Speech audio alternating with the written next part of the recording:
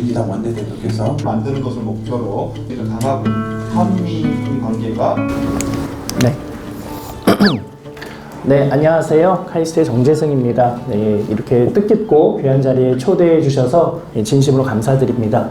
저는 물론 이제 뇌를 연구하는 인공지능이나 빅데이터를 연구하는 과학자이긴 하지만 이 자리에는 그 세종 스마트시티 국가시범도시 총괄 책임자의 자격으로 나왔습니다. 서울과 평양을 잇는 그 가교로 스마트시티가 어떤 역할을 할 수 있을까에 대해서 여기 계신 분들이 스마트시티가 무엇이고 그것이 어떻게 남한과 북한이 경제 협력의 한 축으로 사용할 수 있을지 그 가능성에 대해서 잠시 생각해보는 시간을 가지려고 합니다. 그 스마트시티의 출발은 도시에 대한 근본적인 회의와 다음 세대에게 어떤 도시를 물려줄 것인가에 대한 철학적인 질문으로 출발했습니다. 아시다시피 도시는 무려 2000년 전부터 도시 국가가 탄생할 만큼 인류 문명의 중요한 그릇으로 작용해 왔고요. 매 시대가 바뀜에 따라서 경제의 생산 구조가 달라짐에 따라서 그것을 가장 효율적으로 담아낼 수 있는 그런 구조로 삶의 터전으로 기능해 왔습니다. 특히 산업혁명 이후에 각각의 산업혁명들이 지향하는 바를 효율적으로 구현하기 위한 삶의 터전으로 작용해 왔습니다. 그리고 우리는 지금 그런 삶의 터전이라고 할 수 있는 20세기형 제3차 산업혁명의 삶의 터전 위에서 지금 살고 있는 거고요. 서울은 아마도 그 정점에 있는 도시라고 생각이 듭니다. 그것을 강조한 여러 문헌들이 있죠. 하버드대 경제학과 도시경제학을 연구하는 에드워드 글래저에 따르면 20세기 문명은 도시의 승리다라고 할 만하고요. 굉장히 좋은 인프라에 그래서 우리가 뭐든지 배울 수 있고 똑똑한 사람들을 언제든 만날 수 있고 그로부터 무언가를 배우고 그래서 함께 창조적인 역량을 만들어내고 창조적인 기회를 생산해내는 그것이 이제 도시의 중요한 역할이라는 것을 강조했고요. 그리고 또 그 도시에 살고 있는 굉장히 창의적인 사람들이 새로운 문명을 이끈다라는 많은 이론들이 있습니다. 그래서 아마도 도시는 점점 성장할 것이고요. 메가시티는 계속 등장할 겁니다. 도시의 면적이 지구 전체 면적의 7%도 채 안 되는데 50%가 넘는 사람들이 거기서 살고 있고 2050년이 되면 70%가 넘어갈 거라고 지금 예측하고 있고요. 이미 지구 자원의 70% 이상을 도시가 사용하고 있습니다. 그러다 보니까 이게 도시가 거대해지면 거대해질수록 창조적인 기회는 많고 또 새로운 무언가를 만들어낼 수 있는 인프라는 보시는 것처럼 잘 갖추어져 있지만 그래서 생기는 부작용들 때문에 과연 도시가 지속 가능할까라는 굉장히 근본적인 의문을 우리가 갖게 됐습니다. 그것이 스마트시티를 생각하게 된 이유입니다. 한마디로 얘기하면 도시는 훌륭한 발명품이지만 신은 자연을 창조했고 인간은 도시를 창조했다라는 말이 나올 정도로 도시는 굉장히 훌륭한 발명품이지만 많이 고쳤어야 할 발명품이라는 거죠. 지금 현재 대도시는 지속 가능성이라는 측면에서 심각한 위험을 내포하고 있습니다. 에너지를 너무 지나치게 많이 사용하고 있고요. 또 공기도 너무 안 좋고 또 교통체증 너무 심각하죠. 여기 계신 모든 분들이 다 경험하듯이 대한민국은 1시간 40분을 출퇴근 시간에 도로에 쏟아버리고 있고요. 특히 서울은 2시간 17분을 쏟아내고 있습니다.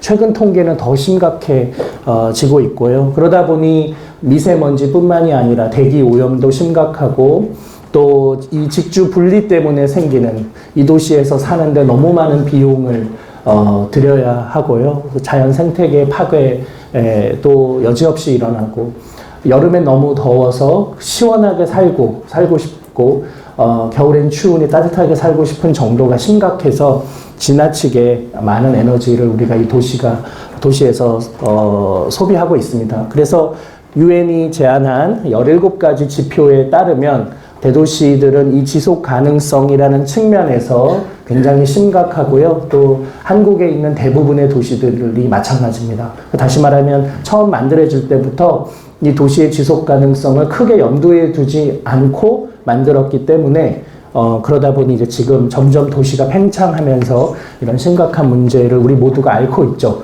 근데 우리는 이게 굉장히 당연하다고 생각하죠. 우리 모두가 다 출퇴근하는데 너무 많은 시간을 도로에 쏟아버린다고 해서 정부에 손해배상 청구하지 않습니다. 우리가 선택했고 도시 환경은 원래 이런 것이라고 수동적으로 생각하고 있는 상황이죠. 근데 이것을 근본적으로 도시를 운영하는 사람들이 바꾸어야 한다라는 문제의식에서 스마트시티라는 것을 우리가 생각하게 됐습니다. 예를 들면 이런 거죠. 이제 앞으로 점점 퍼스널 모빌리티, 그러니까 자전거, 전동 퀵보드, 세그웨이, 1인용 자동차 이렇게 다양한 탈 것들이 세상에 등장하게 될 텐데 지금처럼 자동차 중심으로 도시를 운영하는 것이 과연 옳으냐. 한 명, 70kg짜리 한 명의 사람을 이동시키기 위해서 무려 1톤에 가까운 자동차를 움직이게 하고 거기에 에너지를 쓰고 걔가 만들어내는 매연들을 감당하는 것이 과연 온당한가. 우리가 도시의 인프라를 근본적으로 바꾸어서 한 사람이 이동할 때는 개인용 비클들을 타고 두 사람이 이동할 때는 2인용을 타게 하고 그들이 훨씬 효율적으로 도시를 생활하게 하고 되도록이면 많이 걷게 하고 또 그 걷는 과정에서 그 근처에 상가들이 발달하게 만들고 그렇게 커뮤니티를 조성하는 방식으로. 근데 그렇게 되면 불편해지니까 그 불편함을 제거하는데 스마트 테크놀로지를 활용하는, 그러니까 이제 이런 방식으로 테크놀로지는 밑에서 안 보이고 도시는 점점 인간적이고 친자연적인 도시로 충분히 진화할 수 있다. 대도시가 아니어도 대도시가 갖고 있는 창조적 역량을 만드는 일은 테크놀로지를 통해서, 온라인을 통해서, 재택근무를 통해서, 원격 커뮤니케이션을 통해서 다 가능하게 하되 장소성이 갖고 있는 것은 굉장히 인간적이고 굉장히 자연적인 그런 환경을 이제는 테크놀로지가 도와줄 수 있는 상황이 됐기 때문에 스마트시티를 우리가 생각하게 된 겁니다. 제4차 산업혁명, 최근 여러분들이 정말 토할 정도로 많이 들어본 이 단어가 지금 이런 것들을 가능하도록 만들어주고 있습니다. 제4차 산업혁명이란 한마디로 얘기하면 그 오프라인에서 벌어지는 모든 현상들을 온라인에 디지털화를 해서요, 그 도시에서 벌어지는 모든 현상들을 다 디지털 트윈, 이 온라인으로 옮겨 놓으면 거기서 우리가 그 데이터를 인공지능으로 분석해서 사람들에게 필요한 맞춤형 예측 서비스를 제공해 주겠다는 겁니다. 스마트시티가 각별한 의미가 있는 건 지금 현재 우리나라의 주력 사업들이 다 휘청거리고 있는 상황에서 우리가 진짜로 잘해서 다른 나라에 수출할 수 있는 아이템으로 도시를 팔 수 있다는 것이 너무너무 매력적인 상황입니다. 우리나라는 유례 없이 신도시를 개발해서 성공시킨 굉장히 많은 역사를 갖고 있습니다. 이렇게 짧은 시간 내에 많은 도시를 만들어서 성공시킨 사례가 없을 정도로 다른 나라에서는, 그러니까 우리는 신도시에 대해서 비판적인 자성의 목소리가 많지만 다른 나라에서 보기에는 이 우리나라의 많은 신도시가 성공적인 모델이라고 생각하고 있습니다. 두 번째는 IT가 굉장히 강한 그런 나라이기도 하죠. 그러니까 이 두 가지가 함께 어우러져서 신도시의 인프라를 빠르게 구축하고 많은 경험을 통해서 잘 구축하면서 그 위에 IT를 얹을 수 있는, 그래서 도시 자체를 다른 곳에 수출할 수 있는 그런 예입니다. 그러니까 우리나라에서만 잘 되는 게 아니라 다른 곳에서도 잘 된다. 이 교차 실증이 굉장히 필요하다라는 거고요. 그러니까 이런 측면에서 우리가 평양을 또 북한을 들여다 봐야 된다. 이런 겁니다. 규제로부터 자유롭기 때문에, 아예 규제가 없기 때문에 거기서 여러 가지 실험을 해볼 수 있다는 장점이 있고요. 또 북한 정부가 굉장히 강력한 리더십을 갖고 있기 때문에 정부가 밀어붙이고 또 그 권력을 행사하면 아주 빠르게 진행될 수도 있다는 장점을 갖고 있습니다. 요즘 코리아 단번 도약, 그러니까 그들이 중간 단계를 거치지 않고 단번 도약을 하기를 꿈꾸는데 스마트 도시로 단번 도약하는데 이 경협이 굉장히 중요한 역할을 할 거라고 생각이 듭니다. 그리고 장기적으로 보면은 결국은 남북 간의 이 스마트시티는 네트워크 도시거든요. 연결을 해야 되거든요. 그래서 이 평화선언이 일어난 이후에 남북이 서로 교류하는 데 있어서 이 북한에서 스마트시티를 실험했다는 것이 굉장히 좋은 이 네트워크 기반을 제공할 거라고 생각하고 있습니다. 그렇지만 이제 굉장히 어려움과 난항이 예상됩니다. 예, 제가 현실적으로 해보니까 세종에서 세종 공무원 행복청과 일을 하는데도 이렇게 어려운데 북한은 얼마나 어려울까. 예. 여기 도시 전체에서 벌어지는 일들을 데이터를 전부 다 모아가지고 우리가 분석을 하게 될 텐데 그거를 과연 북한 주민들은 어떻게 생각할 것이냐.